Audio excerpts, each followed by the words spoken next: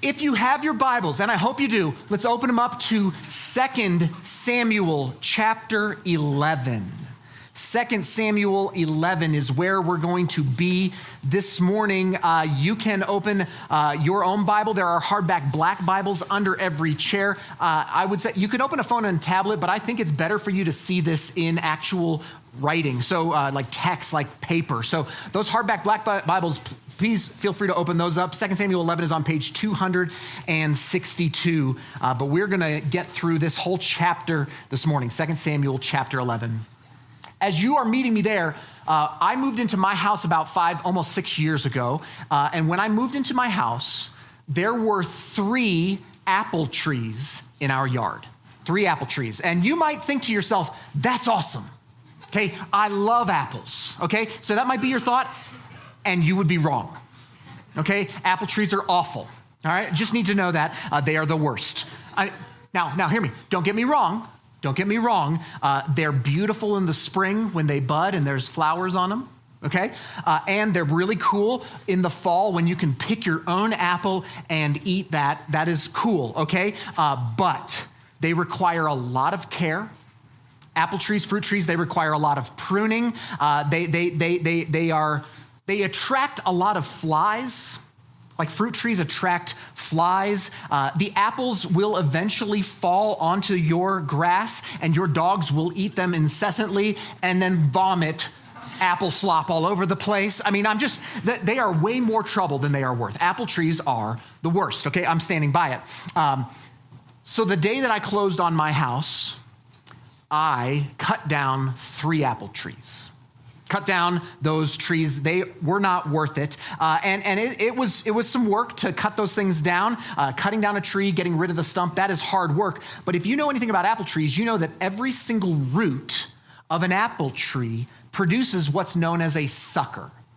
And a sucker are these little shoots that come up from the roots and from the stump of an apple tree. And so even though I cut down those 3 apple trees, for the next year, 2, 3, 4 years long, I had to contend with these suckers shooting up all over my yard. So here's what I want to show you.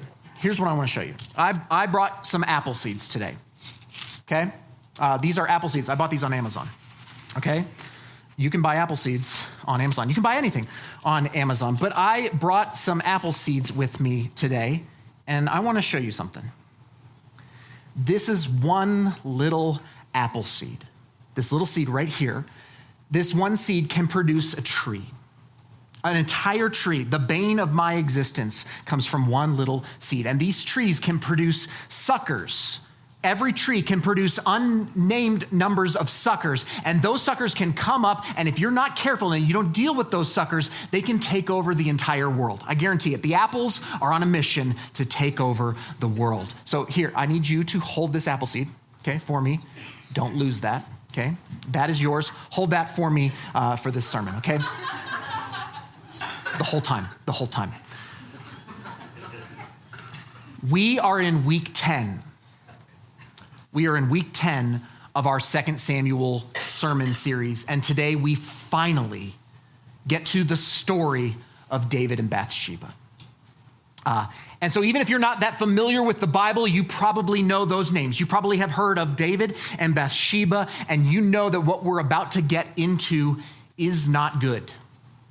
It is not good. And gosh, y'all, we are about to watch King David.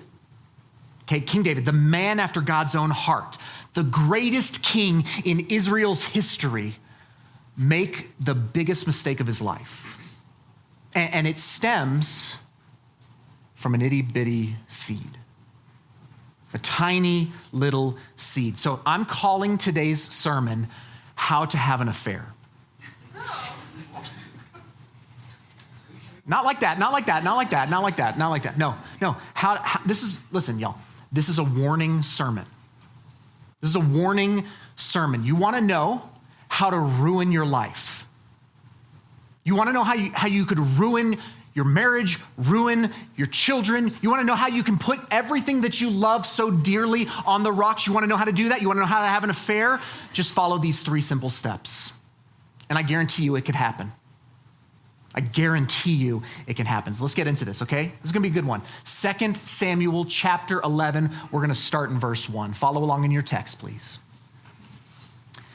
In the spring of the year, the time when kings go out to battle, David sent Joab and his servants with him and all Israel, and they ravaged the Ammonites and besieged Rabbah. But David remained at Jerusalem. Okay, this is the setup. And the writer, all through chapter 11, the writer of this chapter is trying to show us something. Lots of things as we read this. And the writer is trying to show us things in the details here. Here's what you need to note in verse 1. David doesn't go out when kings go out. That's the first thing. It's springtime, the text says, so that means that the winter rains have ceased, the ground is firming up, and it's the time when kings go out to war. Now, kings didn't always accompany their troops out in battle. We've already seen that in David. Sometimes you just send the troops out. But this writer specifically mentions that this is the time when kings do go out. It's the time when kings go out, and the writer wants us to take note that David didn't go. David sent, and David stayed. He didn't go. He sent and he stayed. And the writer wants us to know David is in the wrong place. He's not where he is supposed to be. And so, church, you want to know the first way to guarantee? You want to know how you have an affair? You want to know how to have an affair? Here's the first thing. Don't look where you are. Don't look. Don't pay attention to where you are. Just get caught up in whatever is going on. Seed number one is don't look. And I want you to hear me on this one. This is really important. It's far easier to avoid temptation than it is to resist temptation. Far easier. It's far easier to just say, I ain't going there, because that's where temptation might lurk, as opposed to getting there, facing it, and then trying to wrestle with, do I succumb to this temptation or not? It's far easier to avoid temptation than it is to resist it. Far easier. So if you want to have an affair, don't look. Don't pay attention to where you are. Don't look around at your surroundings. Don't look, just go through life not paying attention. David sent and David stayed. That's what we see in the text. Here's one of the scholars, a Hebrew scholar named Robert Alter. He points out that in this chapter, there's a verb to send. In the Hebrew, the verb to send shows up right here in verse 1. That verb happens 11 times in this chapter. 11 times we see that David sent or David sends. David doesn't even leave his house for this entire chapter. He never leaves home. He goes up on the roof, but he never leaves his domicile. He doesn't leave his house. All he does is send others to do his bidding. And here's the quote that Robert Alter gives. He says this: David, now a sedentary king, has removed himself from the field of action and endowed himself with a dangerous amount of leisure. And I would imagine that for some of us, that's a pretty good description of where we're at. Maybe you've got a dangerous amount of leisure in your life. It's TV. It's that glowing rectangle, your phone, right? It's that incessant streaming and scrolling. It's maybe a hobby. It's something, but you indulge in a dangerous amount of leisure. And I'm just telling you, it's not good for you. Are you looking at where you are? Are you paying attention to what you're actually feeding yourself in all of those things? Because y'all, sin begins really small. It's a seed. It starts there. You ever hear somebody who gets caught in sin say, it all began so innocently? Y'all, it always does. It always begins like that. And so, church, right from verse 1, we see that temptation comes and it captures us when we are lazy and not alert. when we're not dialed into where we're supposed to be, when we don't look. Personal sin often begins when we neglect productive activity. Very often, this is how it happens. We are easiest prey for Satan when we're bored, when we're idle. And so hear me, if you don't find a productive pastime, the enemy will send you a destructive one. What do you do with your free time?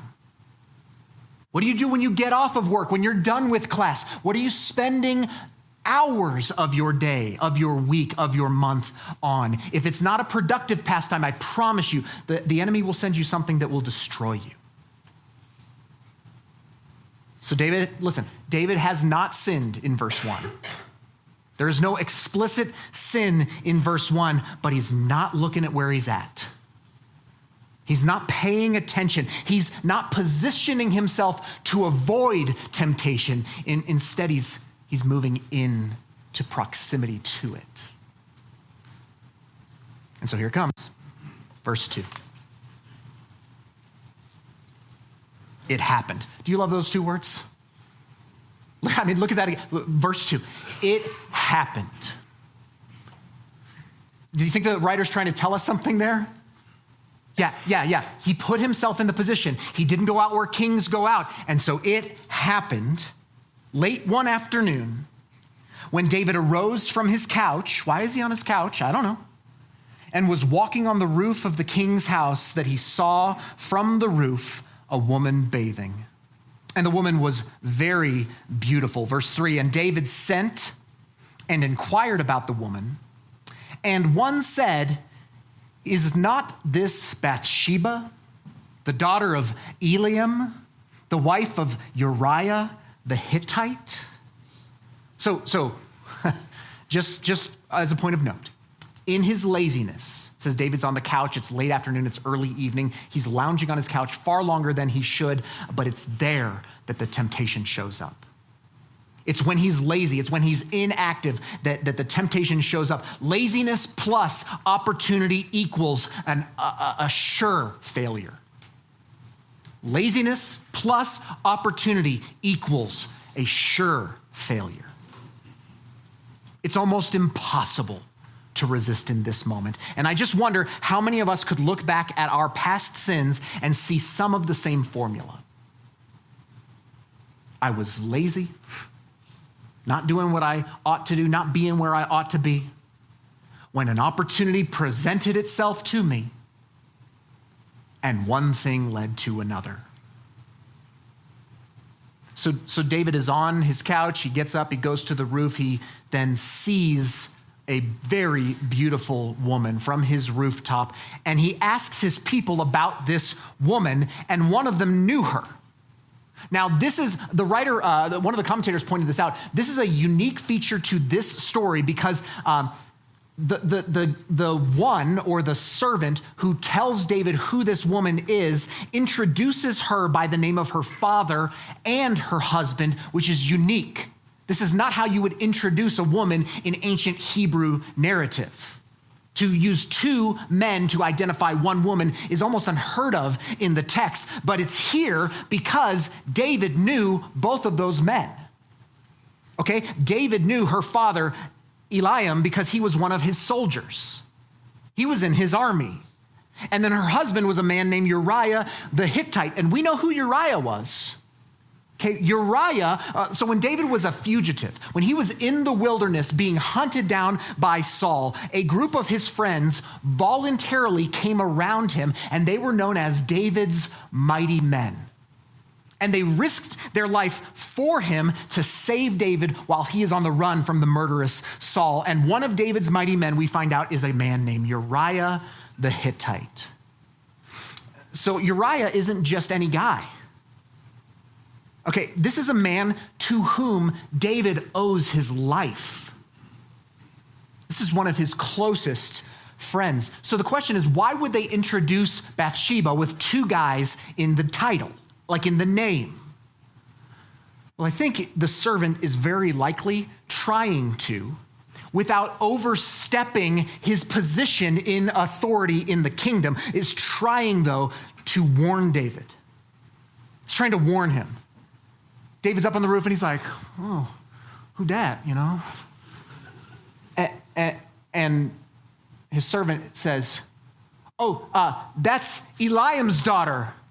You know who I'm talking. It's Eliam's daughter. That's Uriah's wife. Like, take the hint.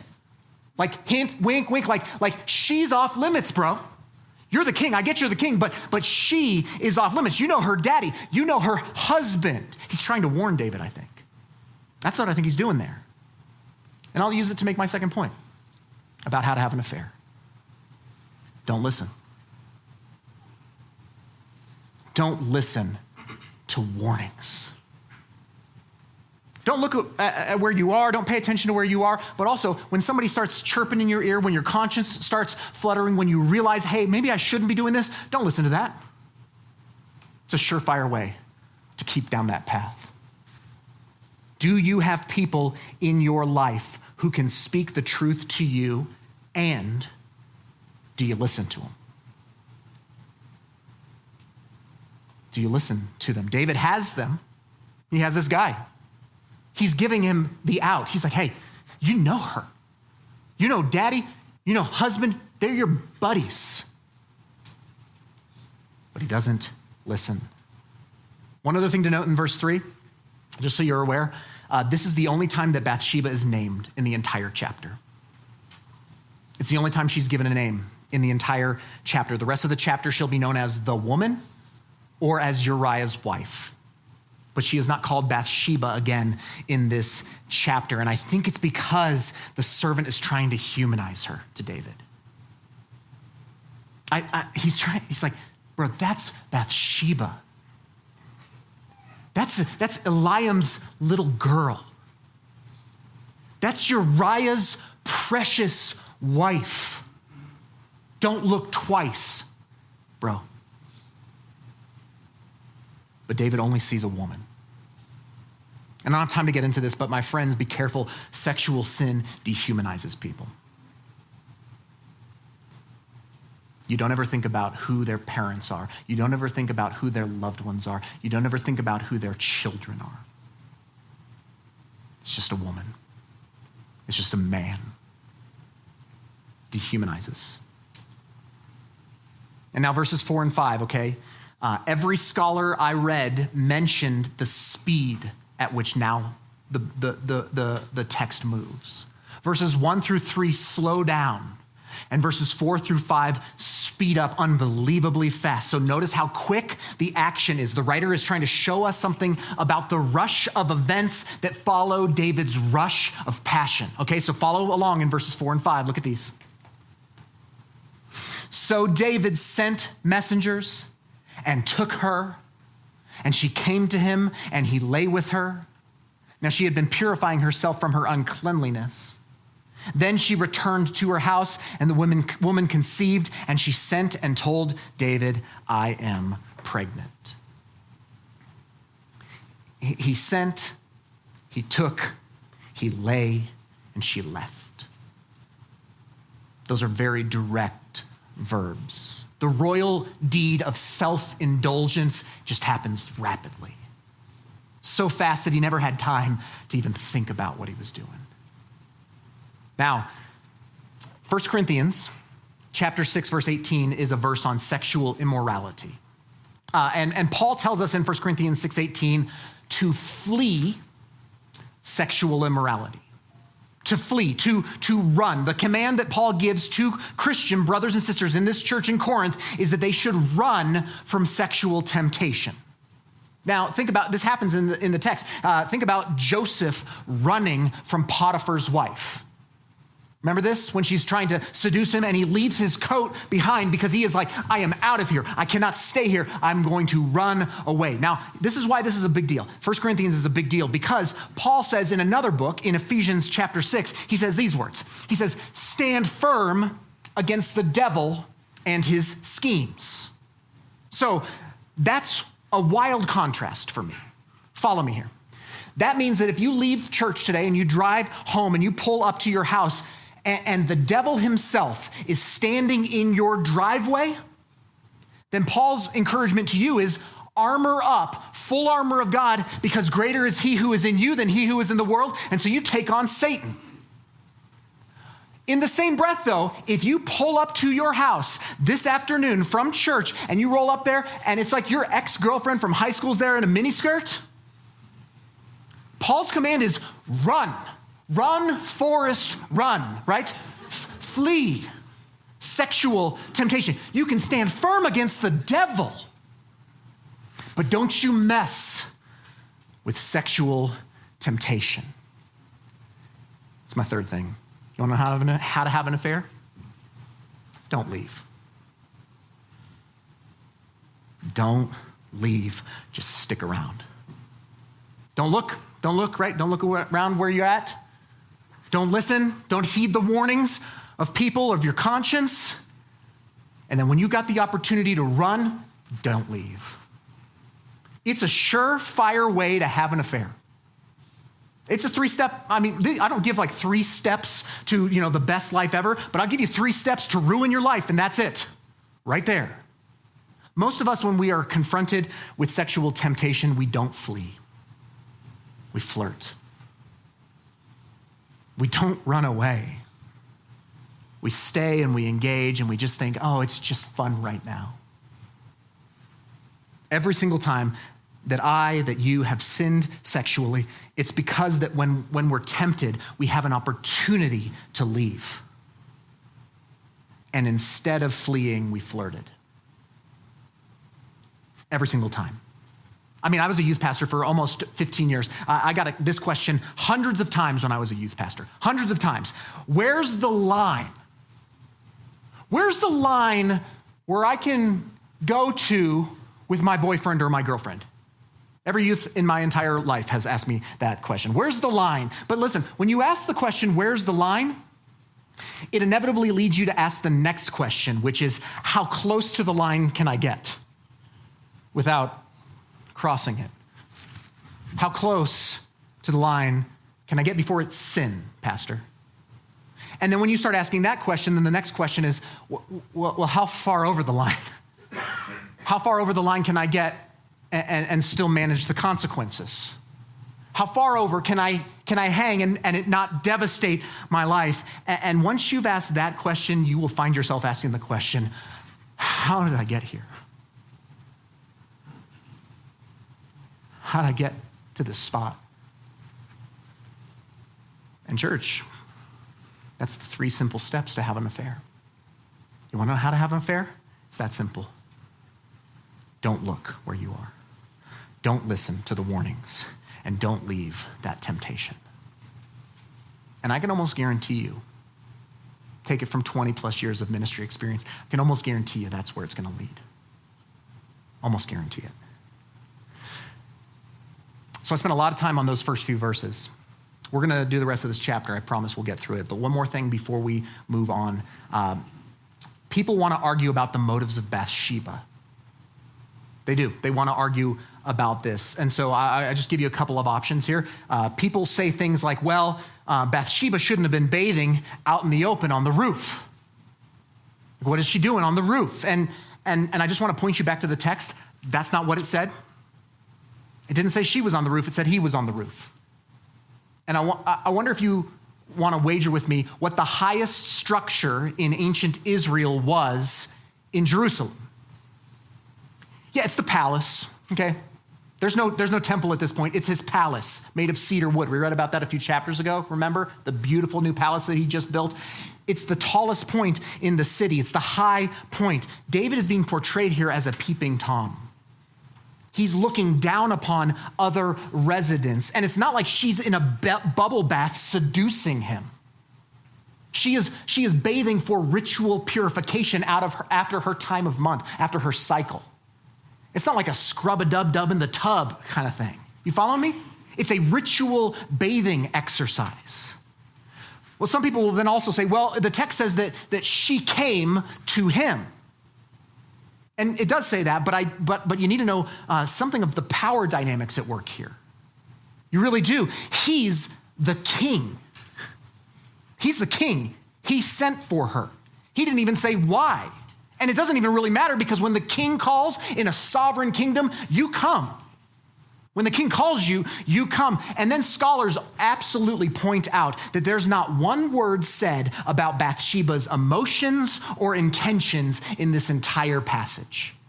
We are given nothing. And now remember, the writer is trying to show us something. And also remember, the Bible cannot mean for us what it did not mean to them. So stop trying to read other things onto this. It cannot mean, the writer wants you laser focused on David in this encounter. That's the point. David is the point of this text. Now, not all women are victims in the Bible.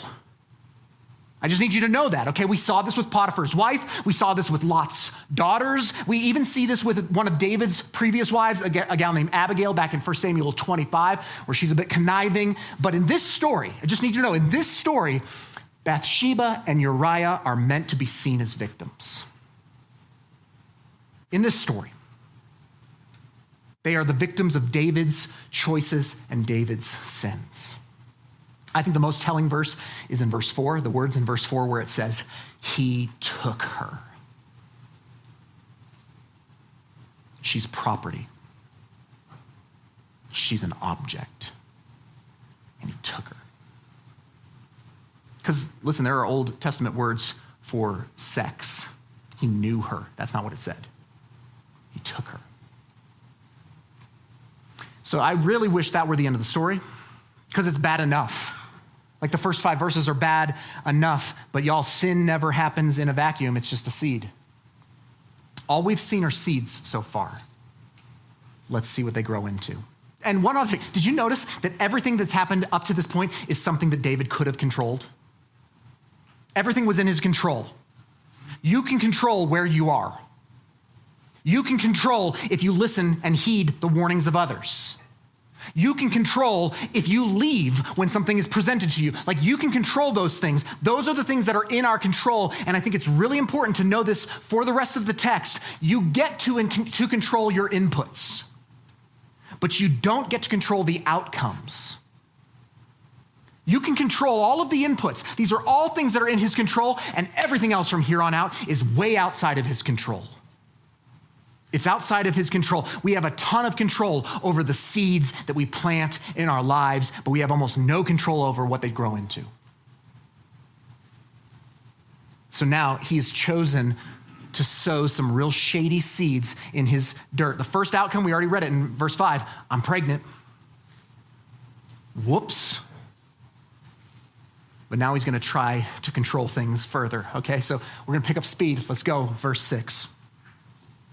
So David sent word to Joab, send me Uriah the Hittite.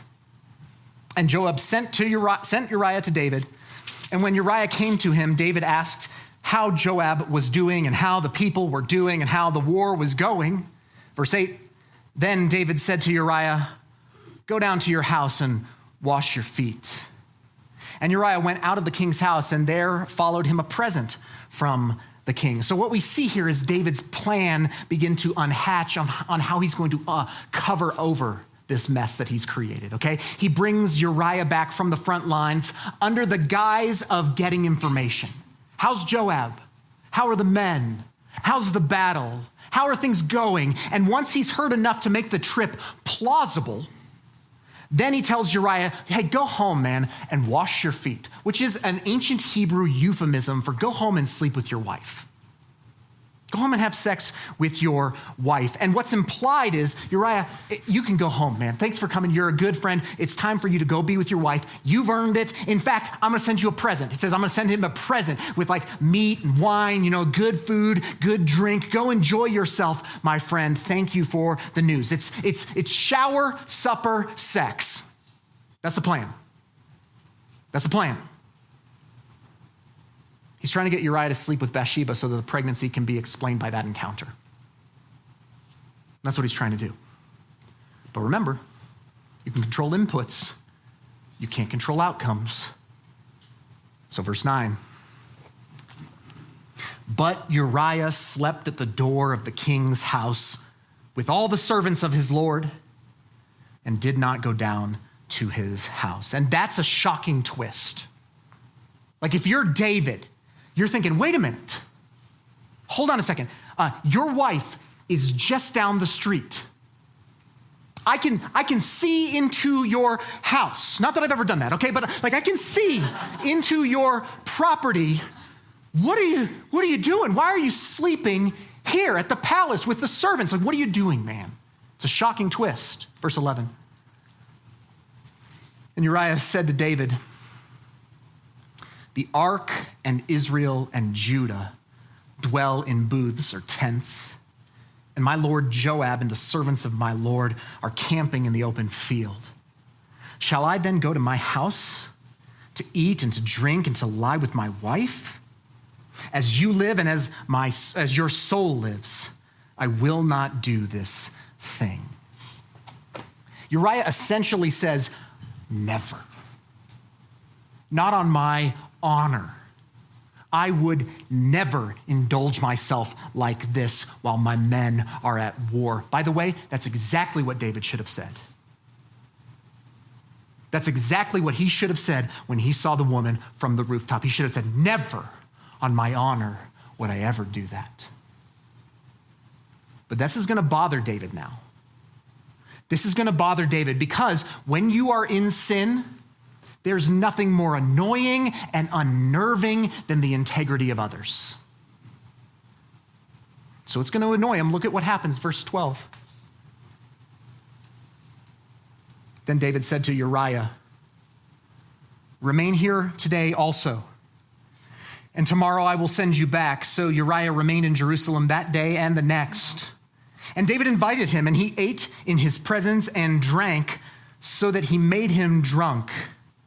And in the evening, he went out to lie on his couch with the servants of the Lord, but he did not go down to his house. Gosh, David even tries to get Uriah drunk. He succeeds. He tries to lower his inhibitions with alcohol, but it doesn't work. And so David is at a crossroads. He has a decision to make. Will he confess? The cover-up plan is not going as he wants it to. The outcomes are out of his control and it's not working. So surely now's the time to confess. Now's the time to come clean. James chapter 1, verse 14 and 15 says this. I'll put this up here. But each person is tempted when he is lured and enticed by his own desire. Then desire, when it has conceived, gives birth to sin. And sin, when it's fully grown, brings forth death. Church, I need you to hear this. When sin is concealed, sin will compound.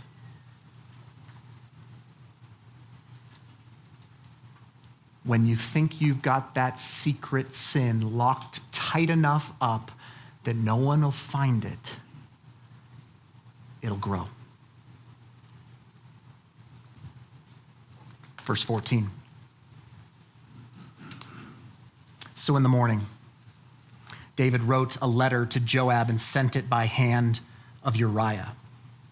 In the letter he wrote, set Uriah in the forefront of the hardest fighting, and then draw back from him that he may be struck down and die. And as Joab was besieging the city, he assigned Uriah to the place where he knew there were valiant men. And the men of the city came out and fought with Joab, and some of the servants of David among the people fell. Uriah the Hittite also died. So now Joab's in on this. The commander of his army is in on this, and he's going to have to fudge his military strategy to cover up David's sin. And yes, Uriah is killed, but did you see that more of David's valiant men are killed as well? It's not just Uriah. It's not one murder. It's many murders, all as a result of David trying to cover it up. When sin is concealed, sin will compound. It will compound. The seed has grown, and it's grown, and it's grown into, doesn't seem like one apple tree, but a whole grove of those trees. Suckers showing up all over David's life. Now, We're going to skip verses 18 through 25. They're very interesting, but I don't have time. They cover Joab relaying the information back to David, informing him that Uriah died. So it's interesting. Read that on your own time. But we're going to skip to the very end and look at verse 26. So verse 26 of chapter 11. When the wife of Uriah, no, she has no name. When the wife of Uriah heard that Uriah, her husband, was dead, she lamented over her husband. And when the mourning was over, David sent and brought her to his house, and she became his wife and bore him a son. Now, for David to take her as a wife was actually a common practice in this time. It's an act of nobility because he has become her kinsman redeemer. If you remember the book of Ruth, this is the same idea. He is now marrying the widow of a fallen soldier, honoring her husband's memory. And so in public, David becomes the hero of this story. He becomes the hero of the story, and everyone just assumes she got pregnant on their honeymoon, and they all live happily ever after. I want you to see at the end of chapter 11 that David thinks he got away with it. David thinks he got away with the whole thing. But I didn't read the very last sentence of chapter 27. The very end of 27 says this: but the thing that David had done displeased the Lord. Two more things before I close up. First,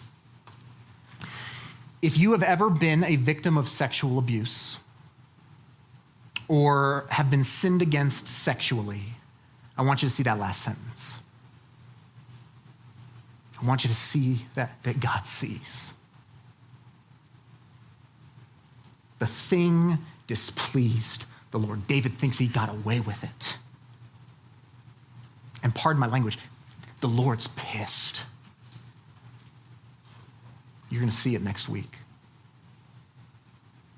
Second thing, while David thinks he may have gotten away with this heinous series of events, God is first mentioned in verse 27. He's not been mentioned all through the chapter, and the first time that he's mentioned is the time we realize that justice is coming. We're going to have to wait to see how that justice plays out till next week, but church, I just want to end like this. It all starts with a seed. Did you see the progression in this chapter? A small, unassuming, innocent seed.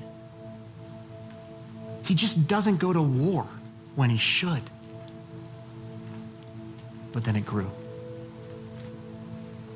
And it grew and it grew. Did you see the progression? He covets, then he commits adultery, then he lies about it, and then finally he murders to cover it up. That's like half the 10 Commandments. And this is the great lie with sin.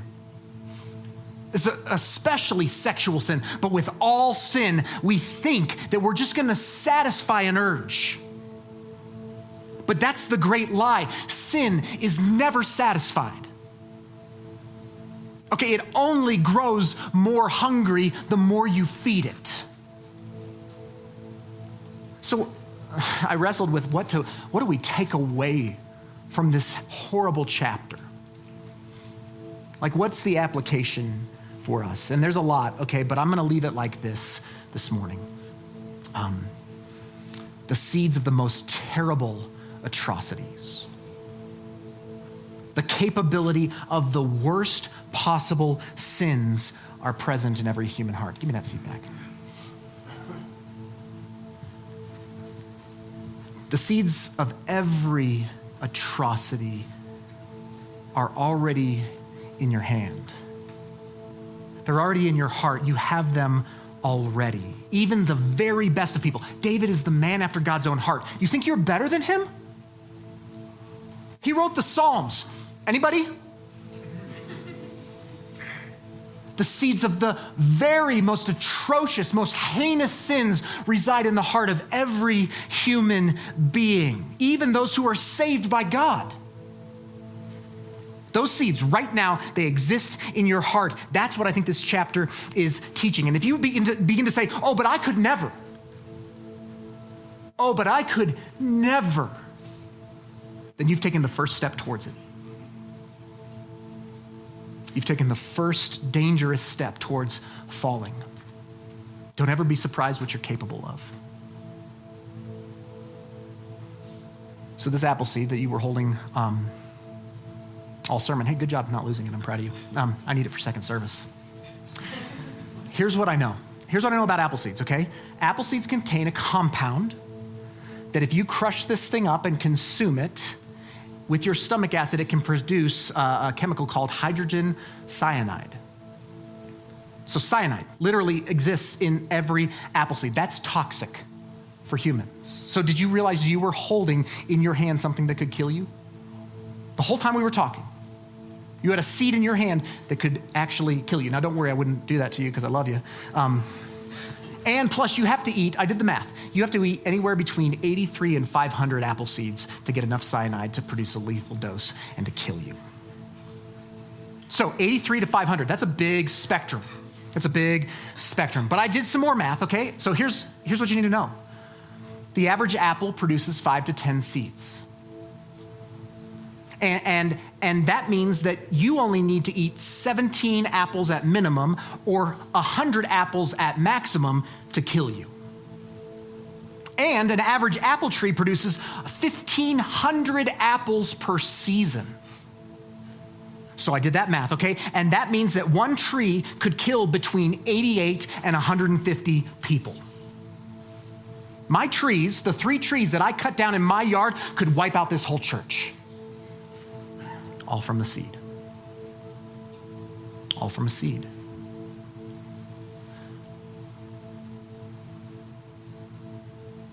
And we think that one seed doesn't matter. Because it doesn't.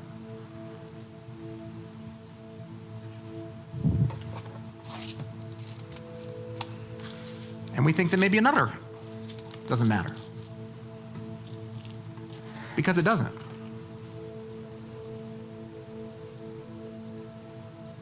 You wait to see if I'm going to fall over? Guys, the seeds of compromise are present inside you long before the harvest of destruction. 88 seeds and I might keel over.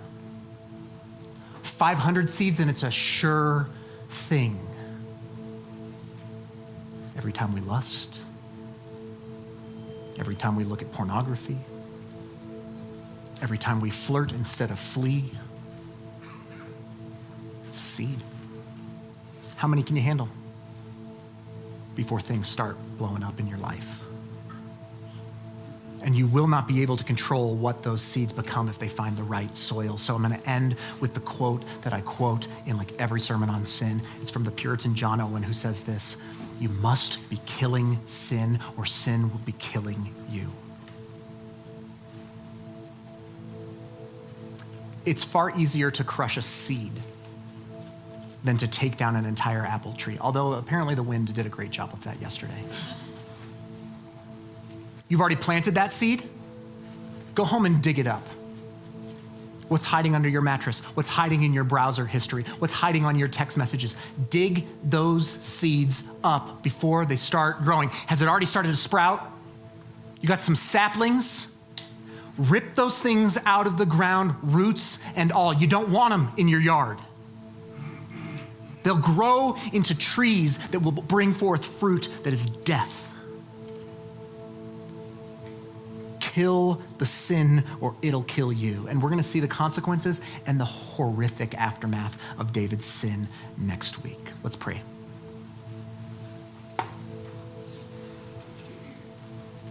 Lord, what a horrible chapter. A terrible, terrible chapter. Lord, we thought we had a king who we could trust. He's not Saul, like we thought we were done with that, and we've been reading for weeks and months and even years in this text, all to come to this, all for it to fall apart for one cheap night of thrills.